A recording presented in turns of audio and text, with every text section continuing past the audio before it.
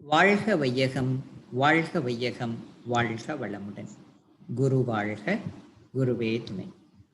மனம் அறிவாக இயங்கும் 10 படிநிலைகள் யாவை? வாழ்க வளமுடன். வாழ்க வளமுடன். உயிரின் படர்க்கை நிலையாகிய மனம் 10 படிநிலைகளில் இயங்குகிறது. உணர்ச்சி, தேவை, முயற்சி, செயல், விளைவு, அனுபோகம், அனுபவம், ஆராய்ச்சி, தெளிவு, முடிவு. உடலில் எங்கேனும் அணு அடுக்கு சீர்குலைந்தால் அங்கு மின் குறுக்கு ஏற்படுகிறது. இதை மனம் வழியாக உணர்கிறது. உயிர் துகளினுள் உள்ள அறிவு மனம் என்ற நிலைக்கு வரும் முதல் படி உணர்ச்சி, சென்சேஷன். வலியை உணர்ந்து விட்டால் அதிலிருந்து விடுதலை பெற இடமோ, பொருளோ, நட்போ, உதவியோ, சூழ்நிலை மாற்றமோ வேண்டும். ஆகவே எந்த பொருளில், எந்த உதவியில், எந்த செயலில் அதை சரி செய்ய முடியுமோ அதை நாடுகிறோம். இதுவே தேவை எனப்படும், நீட்.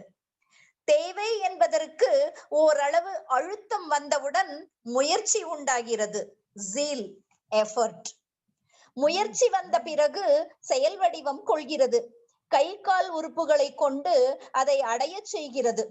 மனதுக்கும் உடலுக்கும் ஒத்துழைப்பு ஏற்பட்டு உடல் உறுப்புகள் அதற்கேற்றவாறு இயங்குவது செயல் ஆகும், ஆக்ஷன். அந்த செயலிலிருந்து விளைவு ஏற்படுகின்றது.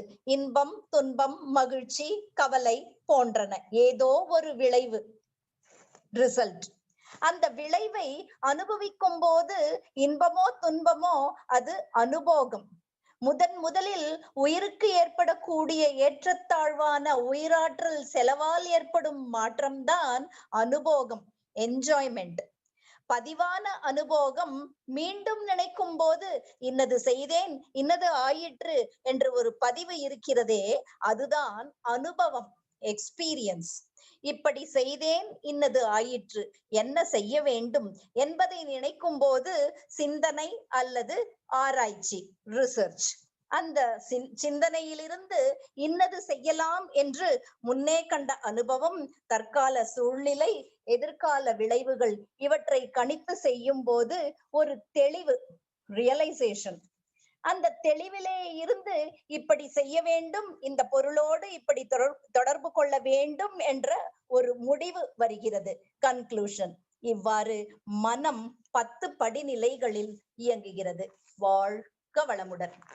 நாளை மன அலைச்சுழல் பற்றி பார்க்கலாம். வாழ்க வளமுடன்.